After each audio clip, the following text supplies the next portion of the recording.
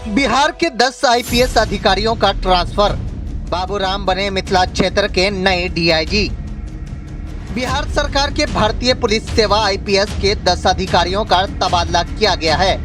पटना और मुजफ्फरपुर के आईजी बदले गए हैं। इसके अलावा छपरा, पूर्णिया, दरभंगा, बेगूसराय में डीआईजी भी तैनात किए गए हैं।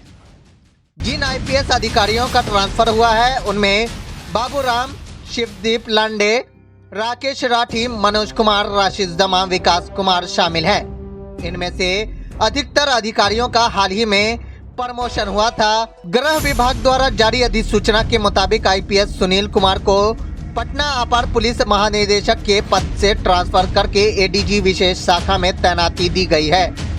आईपीएस राकेश राठी को पटना मुख्यालय में एआईजी पद पर तैनात किया गया है। विनय कुमार को एआईजी सुरक्षा में लगाया गया है।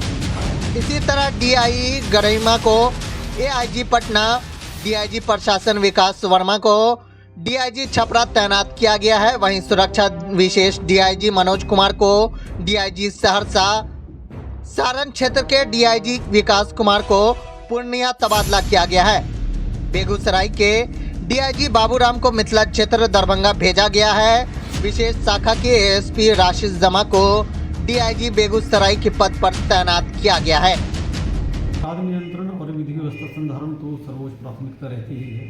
इधर पिछले कुछ समय में पुलिस मुख्यालय ने काफ़ी विषयों पर निर्देश निर्गत किए हैं, जिसमें ट्रैफिक और साइबर थाना की वर्किंग, सभी थानों की कार्य प्रणाली की समीक्षा और दूसरे पे चुनाव है, आगामी चुनाव को लेकर तैयारियाँ, इन सभी विषयों पर लगातार तीनों जिला से वार्ता करके जो पुलिस हेडक्वार्टर के निर्देशांक के अनुरूप काम कराया जाएगा। शहर में हालांकि काफ़ी कंजेस्टेड है, काफ़ी भीड़ भाड़ वाला रास्ते हैं, लेकिन उस पर जहाँ भी संभावना है कि अतिक्रमण कम से कम किया जा सके, जो ठेले वाले हैं, टेम्पो वाले हैं, उनको रेगुलेट करके उसमें पूरी कोशिश की जाएगी कि ट्रैफिक को स्मूथ किया जाए। प्राथमिकता सूची में रहता है, खासकर जो बड़े माफिया हैं, बड़े सप्लायर हैं, तो उनके विरुद्ध लगातार कार्रवाई जारी रहेगी।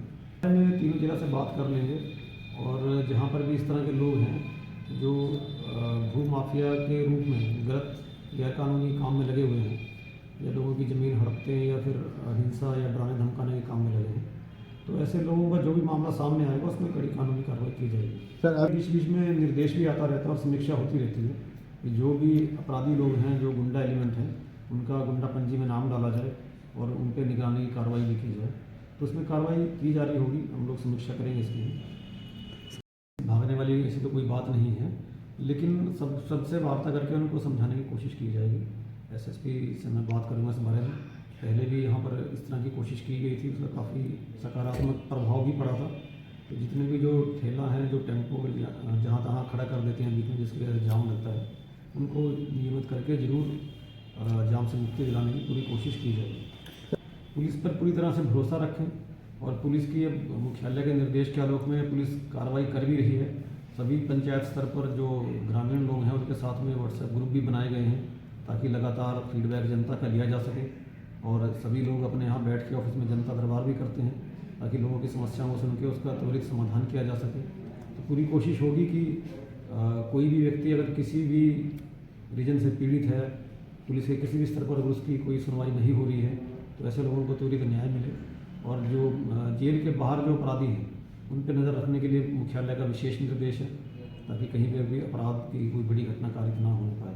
सर इधर 2-3 जहाँ पे अपराधियों की सूची मुझे विश्वास है जरूर बनी हुई होगी, पहले भी बनी हुई थी, बीच बीच उनकी भी सूची बनी हुई है। सभी थाना ने और जिला ने अपनी टॉप 10 जो मोस्ट वांटेड अपराधी हैं उनकी भी सूची बनाई गई है। अभी मुख्यालय ने पुरस्कार की राशि में काफ़ी वृद्धि की है, तो ऐसे जो अपराधी हैं जो फरार चल रहे हैं उनकी गिरफ्तारी के लिए उन पर बड़ी राशि का पुरस्कार घोषित किया जाएगा और उसकी जो सूचना है वो गांव-गांव तक पहुंचाई जाएगी ताकि आम लोगों का इसमें सहयोग मिल सके। तो आम लोगों के साथ लगातार जनसंपर्क करके एक अच्छा विश्वास का वातावरण कायम करने की पूरी कोशिश की जाएगी।